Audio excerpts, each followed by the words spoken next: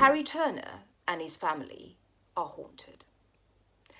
Haunted by monsters that are all too real. There's his bookish mother Margaret, his Lovecraftian loving father Harry, and his sister Sydney, who seems to be destined for the stage. And then there's awkward Eunice, a natural writer and storyteller, but tortured. Each one has to face their monsters, and each one has to face them alone. Hello, everybody, and welcome to another 13 Ghouls of Halloween. So today, the book that I'm talking about is this one over here. It is A Cosmology of Monsters by Sean Hamill. And this book is very much a family drama with a horror twist, is how I would describe it. My look today?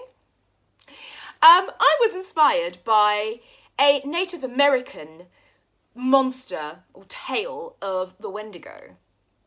The Wendigo is apparently a monster that roams Canada and the United States looking for people to eat.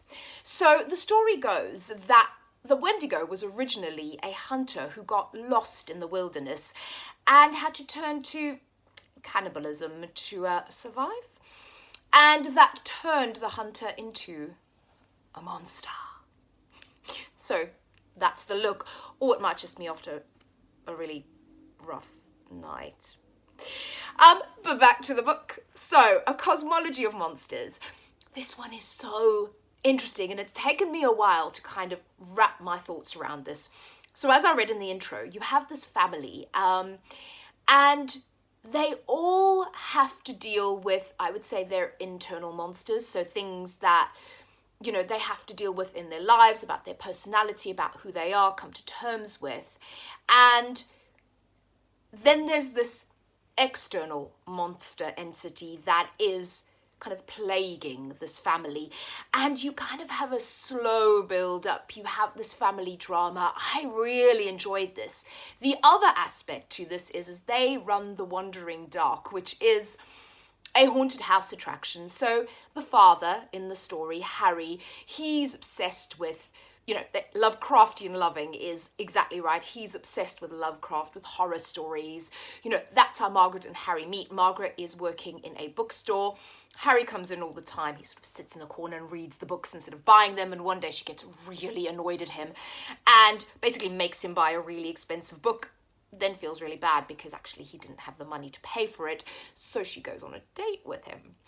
And he's always into kind of monsters, and one year he decides to actually build this really elaborate haunted house for Halloween for the kids.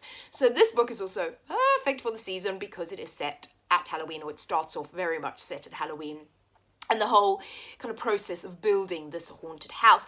And then you find out why he's so keen and why he's having all these crazy ideas about this haunted house. I'm not going to give away the story, but there's that. And then the family starts running the Wandering Dark, which is a haunted house attraction. So there's those aspects. I love that aspect of kind of the Halloween, the haunted house attraction.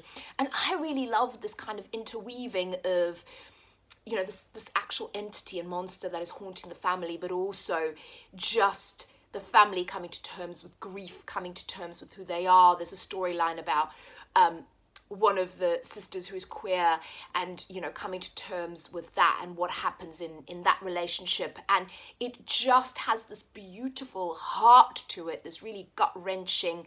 I mean, Eunice particularly just tugged at my heartstrings. There was a portion in this book where I had tears in my eyes.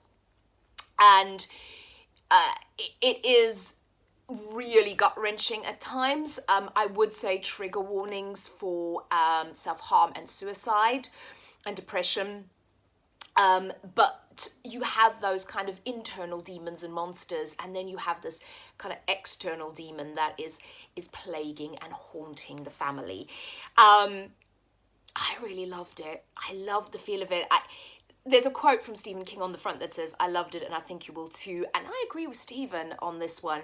You know, like I said, it is a slower build up. It's more kind of creeping in, you know, it's atmospheric. It's dealing with this kind of human element, these human emotions, and then this kind of monster. So I love that. I think if you love that sort of feel to it, I do think if you like Stephen King, it doesn't race along at a massive like thrillery pace, but you know, it builds up to this, and like I said, it really has this kind of human heart and this kind of just emotion. I felt a lot of emotion reading this book, and you don't necessarily always feel a lot of emotion when reading a horror book about monsters, but I really did with this one.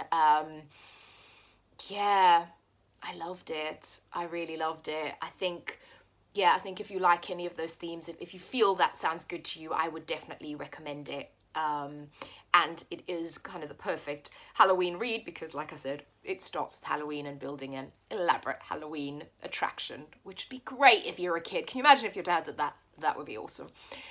So that's A Cosmology of Monsters by Sean Hamill, the next in my 13 Ghouls of Halloween. If you've read it, please let me know. Tell me what you thought. And also, if you think of any similar books that you think this Wendigo might like to read, let me know.